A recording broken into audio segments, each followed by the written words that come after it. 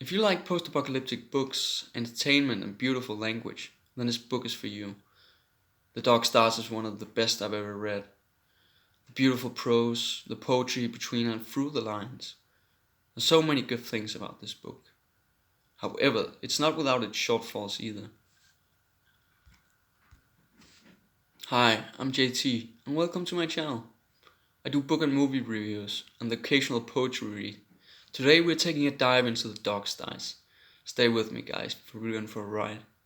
First glance, this book seems little more than a stereotypical post-apocalyptic novel.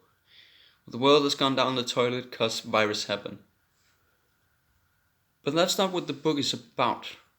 Sure, its world building could have been pulled off better, but it found a unique way of telling an apocalypse, and strangely enough, the setting provided by the virus creates an interesting and dangerous world where our protagonist Hick has to make some pretty difficult choices. This book uses a post-apocalyptic event of a virus with no zombies as a backdrop to the events that unfolds.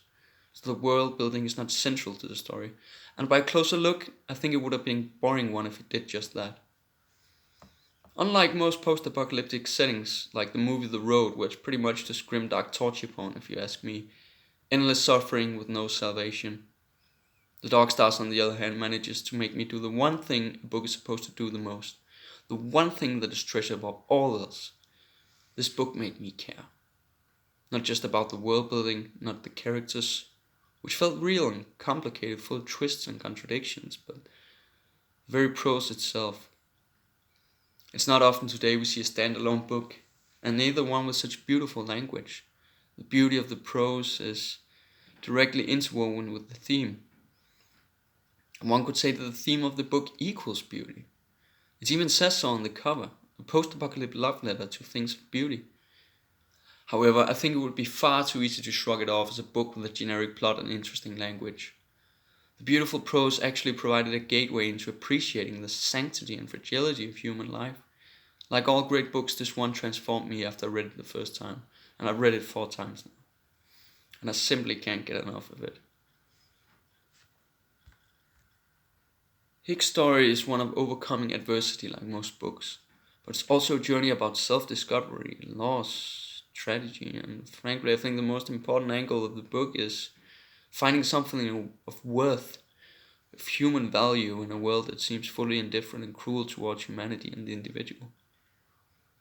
With that said, as previously stated in the cold opening, I do believe this book is at best iffy at some places.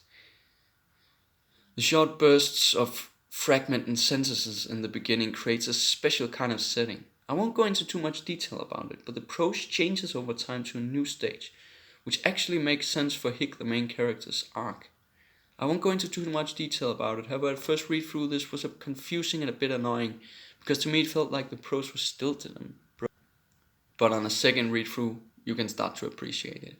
And I guess it provides a meaningful testament to how layered this book really is. Which brings me to the next segment of the essay, namely the characters. Thankfully, the cast was short, which suited the length and the setting of the book. Unlike some books which are just a clusterfuck of characters, I'm hinting at you, Gurr Martin.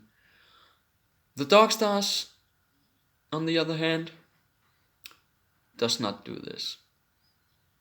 The Dark Stars has a great dichotomy between the two main characters. Bankley, who's a badass, and Hick, who's kinda helpless.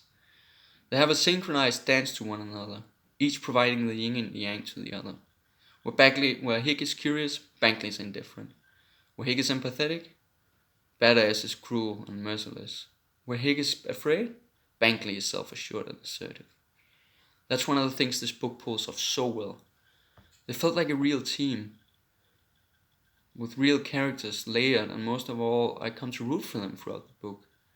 And this is partly due to them adopting the skills, each providing an effective team. And I kept wanting to know more about Bankley's past, where he came from, and why he was the way he was. I don't want to criticize this book too much. However, I won't try to hide its flaws either. This was Peter Heller's first professional book, and it shows. Before I jump into the critique, I just want to say he lives an interesting life, and it's clear that Hick is him in a different form. With that said, the lack of dialogue tags sometimes made it difficult to see who was talking, and the conversation sometimes flowed into the next line in an awkward manner. And for me, there were places which made it hard to visualize what was going on. I would say that the description was not Peter's strong suit in the book. The build up to the middle of the book suffered a bit. I wouldn't say it had a sagging middle, but it definitely needed some tension in some places. And that leads me to the final segment, the pacing. This book is slow, very, very slow, which I think is both a compliment and a critique. It's almost like he's taking you through a meditation, which for some can be a dragging experience and others a completely profound one. So all things related to art, this is of course based on preference. That's about everything I have to say about the Dog Stars. Hope you enjoyed my short review and stick around. I'll be posting more content soon enough. Bye bye.